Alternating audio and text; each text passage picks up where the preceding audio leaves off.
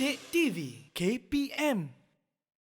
Okey, kita teruskan dengan objektif yang kedua, iaitu komponen yang kedua. Kalau tadi kita belajar mengenai komponen kesihatan. Jadi sekarang kita nak tahu apakah ujian dalam komponen lakuan motor. Baik. Okey. Right? Kita nak tahu apa ujian komponen dalam lakuan motor. Okey, kita teruskan.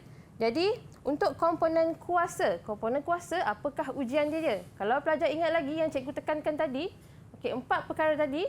Jadi, sama juga untuk komponen lakuan motor. Jadi, bila kata komponen kuasa, apakah ujian dia? Adalah ujian lompat jauh berdiri. Okey, dalam buku teks pelajar boleh tengok gambar rajah yang ada. Okey, jadi seterusnya pelajar perlu tahu objektif dia. Okey, objektif. Objektif maksudnya tujuan untuk melakukan ujian lompat jauh berdiri. Okey, jadi kalau kita tengok di situ untuk mengukur otot quadriceps, hamstring, gluteus dan gastrocnemius. Okey, jadi pelajar kalau boleh jangan tersalah ejaan lah. Okey, tersalah ejaan tak dapatlah markah. Okey, itu penting tu. Ejaan untuk otot jangan salah eja. Okey. Jadi seterusnya, apa lagi 4 perkara penting tadi? Yang ketiga pelajar perlu tahu Objektif. objektif. Thank you. Bagus Nisa alert. Okey. Terima kasih cikgu. Okey. Saya cuba. Okey, seterusnya tadi kita berhenti di yang perkara ketiga. Perkara ketiga pelajar perlu ingat apa? Objektif. Objektif. Baik. Maksudnya objektif tujuan untuk melaksanakan ujian tersebut. Okey, jadi bila pelajar dah tahu objektif, pelajar perlu tengok juga peralatan dan prosedur ujian dilakukan. Okey, dan kita teruskan. Jadi, okey, ujian lain juga pelajar perlu tahu. Okey, pelajar tengok dekat sini untuk komponen kuasa, ujian lain dia adalah lompat tinggi menegak dan melontar bola segar. Okey, right? Kita teruskan. Okey, bagi komponen kuasa, komponen yang ini adalah prosedur dia. Okey, pelajar boleh buat homework, baca dan ingat. Kita teruskan dengan komponen yang kedua, iaitu komponen koordinasi. Okey, komponen koordinasi, perkara yang sama, apa yang pelajar perlu ingat tadi? Nama ujian. Okey, jangan tersalah. Maksudnya ujian koordinasi itu dah komponen. Nama ujian dia adalah ujian baling dan tangkap bola tenis. Nama ujian pelajar kena alert, pelajar kena pastikan ingat. Okey, nama ujian dan tengok gambar rajahnya dan seterusnya objektif. Objektif untuk melakukan ujian tersebut. Okey. Dan seterusnya peralatan dan prosedur.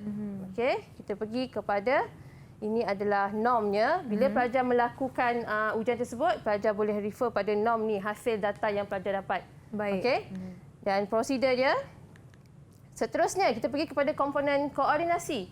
Komponen koordinasi apakah apa ni? Okey. Seterusnya kita pergi kepada komponen imbangan. Okey, komponen imbangan. Okey, nama ujiannya apa? Ujian dirian bangau. Okey, ujian dirian bangau. Okey. Seterusnya untuk objektif. Okey, objektif ujian dirian bangau dalam komponen imbangan ni, okey, untuk mengukur keupayaan imbangan badan secara statik. Okey, pelajar. Jadi, apa 4 perkara tadi? Pelajar perlu ingat nama ujian, gambar, objektif dan seterusnya peralatan dan prosedur juga pelajar perlu ambil tahulah. Okey.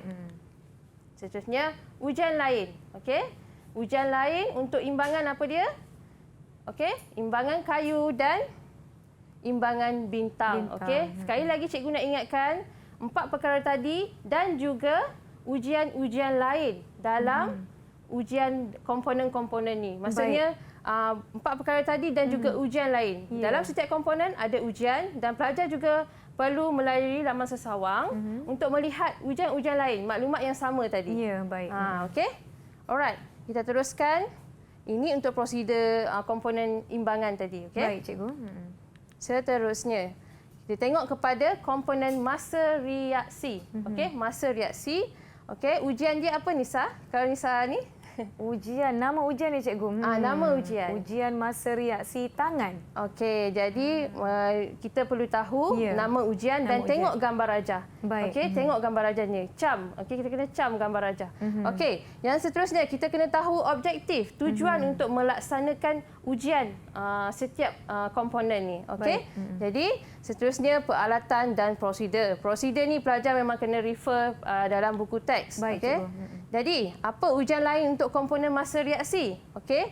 Ujian lainnya adalah ujian masa reaksi pilihan. Ini pelajar kena buat homework sendiri, tengok, layari laman sesawang dan cari juga 4 maklumat yang sama yang cikgu bagi tahu untuk ujian yang sebelum ni. Baik. Okey.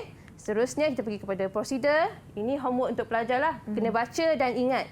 Okey. Sebab nanti bila ada soalan objektif atas sudut tu, mungkin dia akan keluarkan prosedur. Dia akan tanya apa. Macam tu. Okey. Seterusnya kita pergi kepada komponen yang seterusnya adalah komponen ketangkasan. Okey. Untuk komponen ketangkasan, ujian ni adalah ujian larian T. Okey, kita tengok gambar rajah. Macam tu untuk ujian larian T. Baik, cikgu. Okey. Dan objektifnya peralatan serta produser. Okey. Seterusnya apa ujian lain dia? Ujian lain dia adalah lari ulang-alik 10 meter dan ujian ketangkasan Illinois. Okey, ketangkasan Illinois. Okey. Itu normnya. Dan seterusnya kita pergi kepada prosedur. Okey. Homework untuk pelajar. Alright. Okey, ini prosedurnya. Pelajar kena ingatlah, kena baca dalam buku teks dan kalau boleh ingat juga prosedur bagi setiap ujian. Okey. Dan seterusnya, ini adalah komponen yang terakhir dalam komponen lakuan motor. Okey. Jadi, benda yang sama yang cikgu ingatkan 4 perkara tadi, nama ujian, kita tengok gambar rajah dan seterusnya kita kena tahu apa objektif, tujuan untuk melaksanakan ujian ni. Okey. Objektif dia adalah untuk mengukur kelajuan berlari pecut. Kalau berbeza dengan ketangkasan tadi adalah untuk kita nak tengok mengukur keupayaan untuk menukar arah. Kalau kelajuan ni dia lebih kepada pecut. Jadi pelajar kena alert dengan poin-poin penting ni. Objektif dia. Objektif untuk apa? Ketangkasan dan kelajuan apa perbezaan tujuan dia. Baik, cikgu. Okey. Jadi sama juga peralatan dan prosedur pelajar di rumah dan di sini perlu tengok. Okey. Kena ingat. Okey. So apa ujian lain untuk kelajuan? Adalah pecut 40 meter. Kalau tadi pecut 30 meter. Jadi untuk komponen kelajuan ni dia more kepada pecut. Larian pecut. Alright. So kita teruskan dengan prosedur. So prosedur pelajar baca satu-satu. Buat homework. Okey. Lakukan ujian dan rujuk buku teks kerana pada slide yang telah dikongsikan oleh Cikgu Fariza sebentar tadi telah dinyatakan di muka surat berapa terkandungnya informasi lanjut berkaitan dengan komponen-komponen yang telah kita pelajari. Didik TV KPM